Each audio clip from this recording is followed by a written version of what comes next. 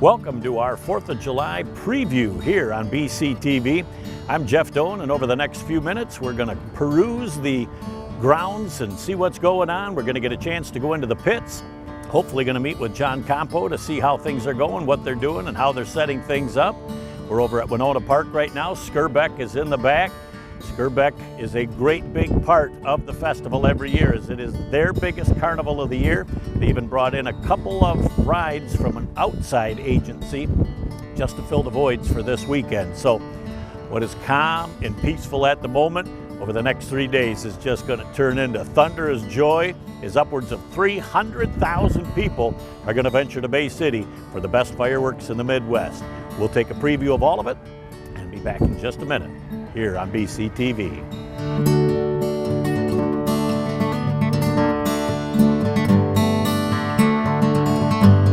John Campo is with us. John, it is a pleasure to have you here. You, Jeff. Thank you. You're in the midst of 100 things going on here, but we appreciate you taking a couple of minutes out of your day. No problem. All right, we're going to take a flash back in time. You've been here almost about 18 years, but just prior to that, back when they were manually set off, there was a little mishap. Were you around when that mishap took place? I was just a young child at the time, but I was sitting right over there on JFK Drive, and I seen it happen, and things have changed since then. Now, how do the fireworks get set off? Fireworks are all electronically discharged, and they're fired using one laptop computer. Now, how many locations are we going to be shooting off with for our big finale tomorrow night? There's basically 3 main locations, but then there's 3 sub-locations within those, so you'll see upwards of 9 locations at some points during the show. Now, if people are a couple of miles away, they're going to see some of the show, but what is certainly the advantage to getting right down here as close to the park as you can? There's a lot of lower level stuff called Mines and Comets, and they're really set up to be very precisely choreographed with the music. A lot of the shells kind of are suggestive with the music, where the lower level stuff is very on point with the sharp beats of the audio, so it's worth your effort to sit a little bit closer. Now, they've been doing the music-related theme for about 10 years. What goes into putting music to fireworks? Well, you know, it's a 4th of July show, so you gotta find a good list of patriotic songs, and you know what we look for in the audio is well, first and foremost, through the whole show, you want to start with a high song and then go with a slower and then go back to a high. But each song, you want a lot of those highs and lows in the song as well, so you can build it up and bring it back down and build it up again. Now, do you guys do the choreographing as well, or is that done by a consulting firm, or how does that all go together? I do the choreography myself. You're just a man of many talents, John. Yep, I choreograph probably about 50 shows a year for myself, the shows that I shoot, and for various other crews that shoot for Wolverine. Now, having done this for 8 years, we've seen a multitude of size shells. What are the largest shells we're going to be able to see this year? This year is 10-inch shells. We've been pretty much limited to 10-inch shells since the East Side property's been developed. And 10-inch shells certainly will go up and fill the sky. Yeah, they fill the sky. They reach about 900 feet in the sky, and some of the really good ones will have a 1,200-foot spread when they break. Now, your toughest job every year, John, seems to be you put on a masterful show every year. Right. How do you go about trying to outdo yourself every year to keep this thing being phenomenal? Oh, that's probably one of the toughest parts. After 2012, when we lost the East Side property, we lost a lot of the width of the show, so it was hard to kind of bring it back in. A lot of what we try to do is just we search manufacturers around the world to find the latest and greatest products, so you got something new to look at. And then, unlike a lot of other fireworks companies, we completely re-choreograph the show every year to give it a new soundtrack and a whole new feel. Now, you come down here probably starting on Monday to get ready for the Thursday, Friday, Saturday shows? Yep. We were down here Monday setting our equipment up, and we've been here since Wednesday loading fireworks for Saturday night. How many people are in your group that are used to set up the fireworks? We have 25 people out here helping us this week. And this group has been with you for a while? Yep, there's some old, some new. We always try to bring in some new guys that are interested. It's constantly evolving. People are retiring, so you always got to train the next generation. So the first 2 nights are 12 to 15 minutes, and we're going to be, around 40 minutes for the big night? Yep. Actually, the big night is spot on at 36 minutes.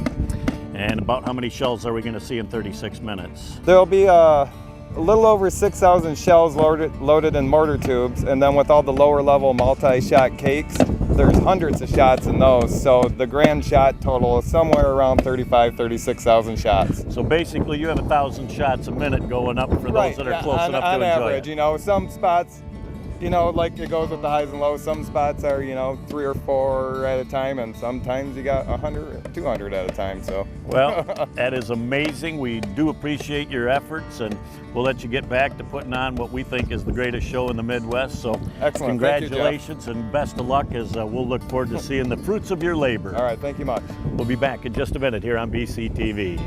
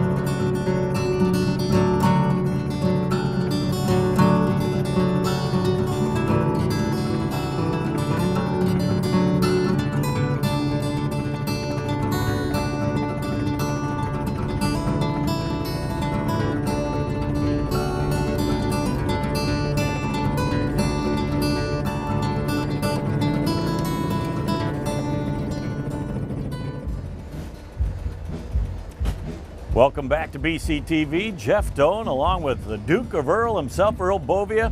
And Earl, this is a big weekend for you because Chef Tell was in the house. Chef Do Tell is now taking over. Talk about some of your responsibilities on the board this weekend. Well, this weekend we've got the VIP area over here right behind me. We're going to serve probably about 800 people over the weekend. We're going to have them come down. They're going to have a great dinner, have a great show to watch the fireworks.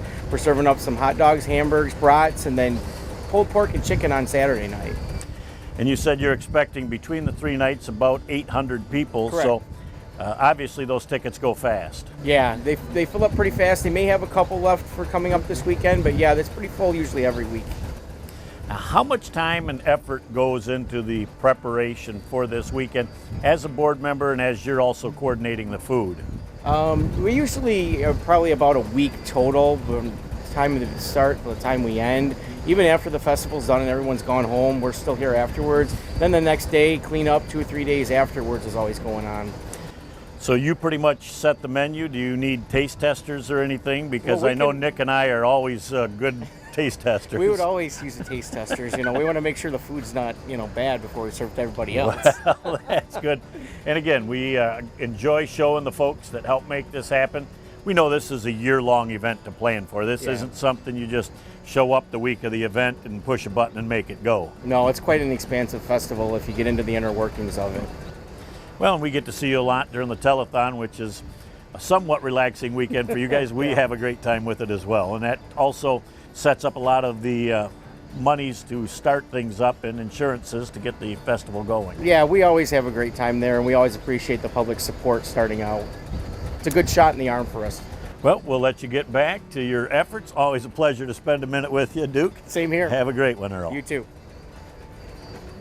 Back here on BCTV with the head of the volunteers, Somebody that's vaguely familiar to us here in the Bay City area, Mary Ida Doan. Welcome, and talk a little bit about the wonderful opportunities that you've had for 2.5 decades down here. It's been very rewarding, and I've loved it, but believe it or not, I'm going to hang it up this year. I am volunteer coordinator for Winona Park. I'm in charge of all of the volunteers to be sure everything is rolling smooth, and the bucket's emptied, and the trash can's emptied, bathrooms clean, any fight, I've handled them all. But it's been very rewarding, and I've loved it. But it's a time in my life that if I know it's time to quit. Well, for me personally, it's very shocking because for quite a few years we've been trying to teach her how to occasionally say, no, you've done enough, but to see you finally decide to do it, you're going to train your successors, so they certainly will be well versed, and I'm sure you'll be available in the future if they need help or questions answered. The fireworks telethon, are you still going to help with that? I will this year because I'm going to have to train her. She stepped in last year after I had it all set up and everything was purchased and all. So I will probably do that yet this year, but other than that, I'm hoping. They're trying to find me jobs, and so far I've been able to say no. Well, that is awesome. Now, how many gates do we have to deal with people entering Winona Park? 4 gates. There's one in front of the DoubleTree, 2 right on Center and Water, and then 1 under the bridge. And it's $5 to get in. And we have music every night. So there is not a better place to sit and watch the fireworks after a hard night's work, to just turn around and have it unfold in front of you. It's breathtaking. it is. And, as many years as I've been here, they say, some people say, oh, I've been there, I've seen that. And I said, nope, you're tired and you get there and you think, when you see that first explosion, it's all so worth it. You've forgotten all the hours that you've put in. And I think a lot of the people that say I've seen it and I've been there and I've done that haven't really been down into Vets in Winona Park, because it's a whole different realm, seeing all the ground displays and everything else that really enhance the show. Right. I always sit at the band shell, and that is a straight shot. That's perfect, and that's my place. Well, after 25 years, she deserves a hug. Nobody I'd rather hug than my mom. So thank you for your efforts. Thank you, thank you. Be back in just a minute on BCTV.